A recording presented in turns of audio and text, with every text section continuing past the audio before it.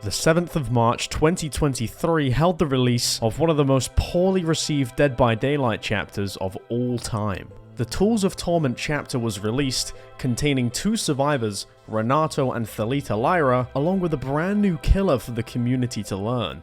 The Skull Merchant. A killer that's ability was to place drones around the map that if survivors spent too long in, they would become exposed, prone to being downed in just one hit.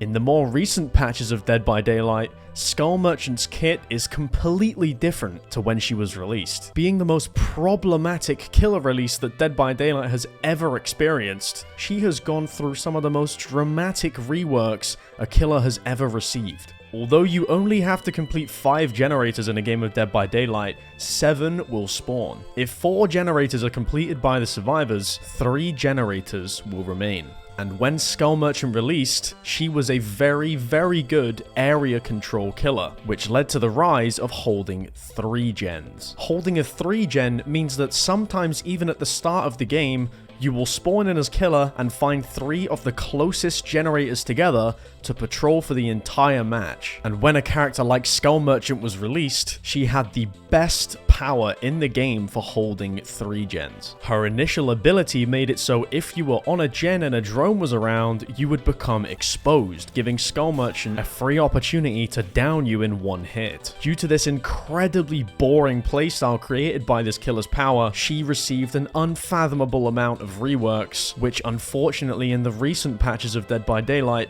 has left her in a very, very weak position. The release of the Skull Merchant sent the community into complete madness, and as a result, her reworks completely removed the expose effect from her power. Her reworked power was changed to reduce the Skull Merchant's ability to hold generator setups and making her more threatening while in a chase. While her old power made survivors exposed if they were within the detection zone of her drones, eventually, instead of being given the exposed effect, the drones were changed so that they would give survivors the broken status effect instead. Since her initial rework, her power has been changed an uncomfortable amount of times, which has eventually put her at the bottom of most Dead by Daylight killer tier lists. And as much as the community hates this killer, I'm sure we would all love to see her in a playable state again.